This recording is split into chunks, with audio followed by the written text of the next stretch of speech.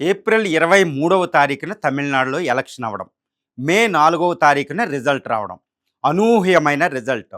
Joseph Vijay చంద్రశేఖర్‌కి ఎక్కువ సీట్లు రావడం.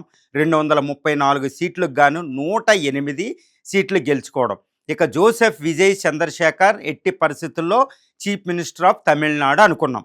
కానీ ఇప్పుడు ఒక నాటకీయ పరిణామం. గవర్నర్ రాజేంద్ర విశ్వనాథ్ అక్లేకర్ పెద్ద ఒక ఒక శల్యుడిలాగా అడ్డుపడడం. ఇప్పుడు విజయ్ చీఫ్ మినిస్టర్ అవ్వడా అనే ఒక నాటకీయ పరిణామం తమిళనాడులో జరుగుతుంది. ఇప్పుడు దేశవ్యాప్తంగా ఒకటే చర్చ. గవర్నర్పై మళ్ళీ విమర్శలు. భారతదేశానికి స్వతంత్రం వచ్చాక రాజ్యాంగ చరిత్రలో అతి దారుణమైన నోటోరియస్ పోస్ట్ ఏదంటే గవర్నర్ పోస్టు. ఇప్పుడు ఈ గవర్నర్ మళ్ళీ అడ్డుపడడం.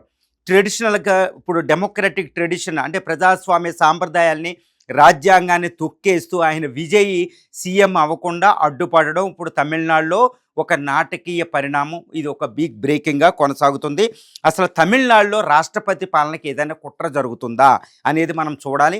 ఎందుకంటే ఎప్పుడు రాష్ట్రపతి పాలన విధించాలన్నా అది కేంద్ర ప్రభుత్వంలో అధికారంలో ఉన్న పార్టీయే పరిపాలిస్తుంటే రాష్ట్రపతి పాలన ఇంతవరకు రాజ్యాంగ చరిత్రలో రాలేదండి. ఎంతో విపత్కర పరిస్థితి వస్తే ఏదో బాబ్రీ మసీద్ లాంటి కూలిపోయినప్పుడే అలాంటివి జరిగినాయి. కానీ ఎప్పుడు ఆ కేంద్రంలో అధికారంలో ఉన్న పార్టీ అధికారంలో ఉన్నప్పుడు ఎప్పుడూ రాదు.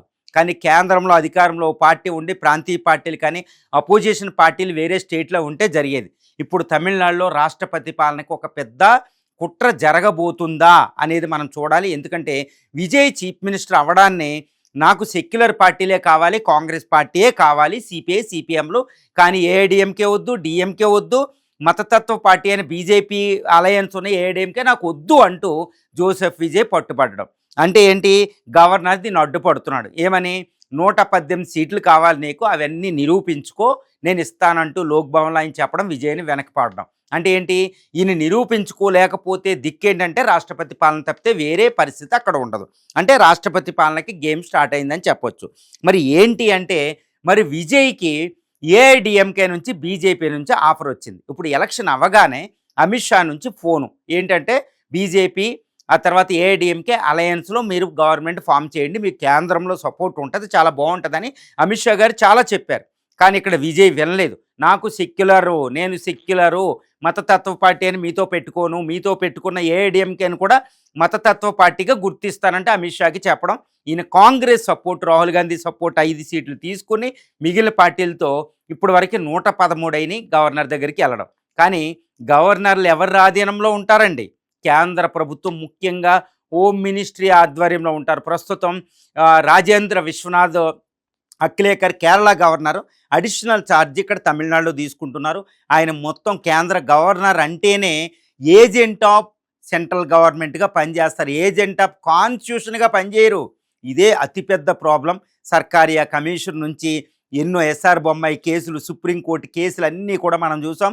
Governor is the notorious post in Indian constitutional history. రాష్ట్ర కేంద్ర సంబంధాలు. ఇప్పుడు అమిత్ షా వ్యూహం అమలవుతుందా అనేది మనం చూడాలి.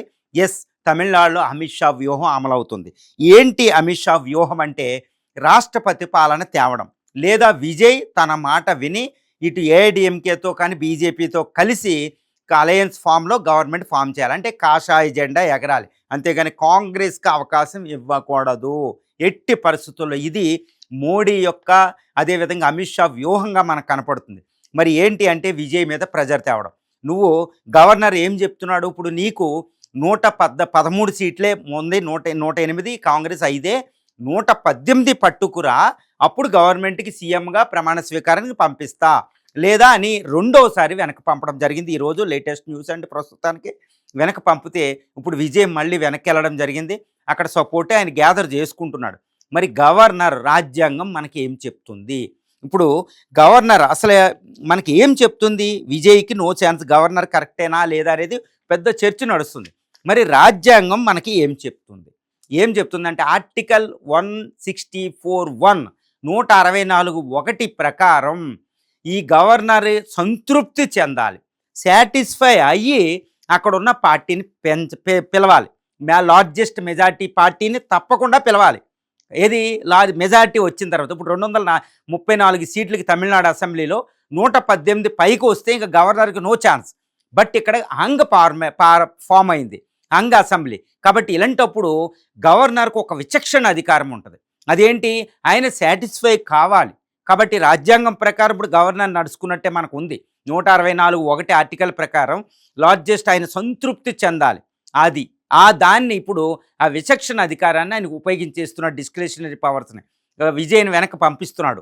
ఎందుకు అంటే ఇక్కడ ఏంటంటే ఆయనకి ఒక టైం బయింగ్ అనమాట. ఎక్కువ టైము ఇవ్వకుండా ఆయన నిరూపించుకోమంటారు. ఒకవేళ నిరూపించుకోమన్నారు 2-3 రోజుల టైంలో 118(5) ఎలా కుదురుతుంది?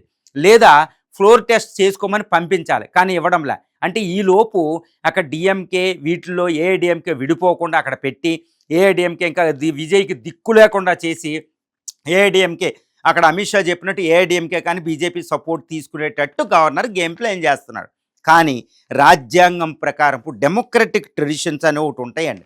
అదేంటంటే 2018లో కర్ణాటకలో అక్కడ హంగ్ అసెంబ్లీ ఏర్పడినప్పుడు అప్పుడు బీజేపీ లార్జెస్ట్ పార్టీకి వచ్చింది, పూర్తి మెజార్టీ రాకుండా. మరి అప్పుడు గవర్నర్ బీజేపీకి ఎంత ఛాన్స్ ఇచ్చారు? 2 వారాల పైగా నిరూపించుకోవడానికి ఛాన్స్ ఇచ్చారు. Even central government coalition form అయినప్పుడు కూడా లార్జెస్ట్ పార్టీని మెజార్టీ నిరూపించుకోమని రాష్ట్రపతి ఇన్వైట్ చేస్తారు. అంటే డెమోక్రటిక్ ట్రెడిషన్స్ ఉన్నాయి. రాజ్యాంగం 164(1) ప్రకారం అక్కడ గవర్నర్ సంతృప్తి చెందాలని ఉన్నా మనకి కొయిలేషన్ 1989 నుంచి 2014 వరకు 25 సంవత్సరాల పాటు కొయిలేషన్, ఎన్నో వందల కొయిలేషన్ గవర్నమెంట్లు ఫామ్ అయిన స్టేట్ లెవెల్లో. ఇక్కడ ఒక ట్రెడిషన్, లార్జెస్ట్ మెజార్టీ పార్టీకి అవకాశం గవర్నర్ ఇవ్వాలి, ప్రెసిడెంట్ ఆఫ్ ఇండియా, ఒక ట్రెడిషన్ ఉంది. మరి దీన్ని ఎందుకు ఇప్పుడు తమిళనాడు గవర్నర్ వైలేట్ చేస్తున్నాడు? ఇది అమిత్ షా వ్యూహం. ఎందుకంటే విజయ్ని సీఎం కాకుండా చేయడానికంటూ కాంగ్రెస్ తిడుతుంది, తర్వాత సిపిఐ సిపిఎంఎల్ తిడుతున్నాయి, ఈవెన్ ప్రకాష్ రాజ్ కూడా తిడుతున్నాడు. ప్రజలందరూ ఆందోళనకి సిద్ధమవుతున్నారు. మరి విజయ్కి మద్దతుగా పార్టీలన్నీ వస్తున్నాయి. కాంగ్రెస్ వచ్చింది, సిపిఐఎంలో వచ్చింది, ఈవెన్ డిఎంకే కూడా అడుగుతుంది ఏమనంటే విజయ్కి మీరు అవకాశం ఇవ్వండి అని. చూసారు ఎంత సపోర్ట్ వస్తుందో? అన్ని పార్టీలు అడుగుతున్నాయి ఎట్టి పరిస్థితుల్లో విజయ్కి అవకాశం ఇవ్వాలి. ఏమని విమర్శిస్తున్నాయంటే ఫ్లోరు అంటే విశ్వాసం, అంటే గవర్నమెంట్ ఆయన సరిపోని అని నిరూపించుకునేది అసెంబ్లీ ఫ్లోర్ మీద జరగాలి, గవర్నర్ నివాసమైన లోక్ భవన్లో కాదు. ఇది రాజ్యాంగాన్ని వైలేట్ చేయడం అంటూ పార్టీలు విమర్శిస్తున్నాయి. మరి గవర్నర్ ఎంతవరకు దీన్ని తట్టుకుంటాడు? మరి విజయ్ వ్యూహం ఏంటి? విజయ్ ఒక పక్కన 118 కావాల్సిన మెజార్టీని సపోర్ట్ చేసుకోవడానికి అంతా వ్యూహం పన్నుతూనే ఎట్టి పరిస్థితుల్లో బీజేపీ ఏఐడిఎంకే సపోర్టు నేను తీసుకోను, నేను మతతత్వ పార్టీల సపోర్ట్ తీసుకోను, ఐఎమ్ ది సెక్యులర్, నాకు ఆ ఓట్ బ్యాంకే ఎక్కువ వచ్చింది అనుకుంటూ విజయ్ పట్టుబడుతున్నాడు. ఈవెన్ 2014లో కూడా కరూర్ వైలెన్స్ జరిగినప్పుడు బీజేపీకి ఎంత అయినా లొంగకుండా సిబిఐ ఈడీ కేసులను ఆయన భరించే దీని ఒంటరికి వెళ్ళడం వల్ల విజయం వచ్చింది. ఇప్పుడు మరి విజయ్ 118 సపోర్ట్ చేస్తూనే సుప్రీంకోర్టుకి వెళ్ళాలనుకున్నారు. మరి సుప్రీంకోర్టుకి వెళ్తే ఏమి రాబోతుంది? ఇప్పుడు సుప్రీంకోర్టుకి వెళ్తే ఆయనకి ఏం జరగబోతుంది ప్రస్తుతం? అది ఒక పెద్ద క్వశ్చన్. తప్పనిసరిగా సుప్రీంకోర్టుకి వెళ్తే రెండు ఇచ్చే అవకాశం ఉంది. అదేంటి? గవర్నర్ని ఆదేశించే అవకాశం ఉంది. లార్జెస్ట్ పార్టీని ఇంతవరకు ట్రెడిషన్స్ ఉంటున్నాయి కాబట్టి లార్జెస్ట్ అవకాశం ఇవ్వండి, ఫ్లోర్ టెస్ట్ చేసుకునే అవకాశం ఇమ్మని ఎప్పుడు సుప్రీంకోర్టు చెప్తూ ఉంటుంది. ఎన్నో కేసులు వచ్చినాయి ఎలాంటి. కాబట్టి లార్జెస్ట్ మెజారిటీ పార్టీని మీరు అవకాశం ఇవ్వండి, అది నిరూపించుకుంటుంది అసెంబ్లీ ఫ్లోర్ మీద అని చెప్పి ఆదేశించి, అంటే ఇన్స్ట్రక్షన్స్ ఇస్తాండి, ఆదేశాలు కూడా ఉండదు. ఎందుకంటే ఇక్కడ గవర్నర్కి 164(1) ప్రకారం సంతృప్తి చెందాలి, కానీ ఫ్లోర్ టెస్ట్కి అవకాశం ఇవ్వాలి. అది గవర్నర్, అది సుప్రీంకోర్టు చేసే అవకాశం అని. అందుకే విజయ్ ఇప్పుడు సుప్రీంకోర్టు గుమ్మం తొక్కడానికి ప్రయత్నం చేస్తున్నట్టు తెలుస్తుంది. అది తప్పనిసరిగా ఇప్పుడు సుప్రీంకోర్టులో లంచ్ మోషనో ఏదోటి అత్యవసరంగా అక్కడ ఒక పిటిషన్ వేసే అవకాశం ఉంది. అది తీర్పుకు వస్తే ఈ విధంగా ఉంటుంది. కానీ గవర్నర్ మాత్రం విచక్షణ అధికారాన్ని రాజ్యాంగానికి వ్యతిరేకంగా ఉపయోగించుకునే అవకాశం సుప్రీంకోర్టు ఇక్కడ ఇచ్చే ప్రసక్తి అయితే లేదు.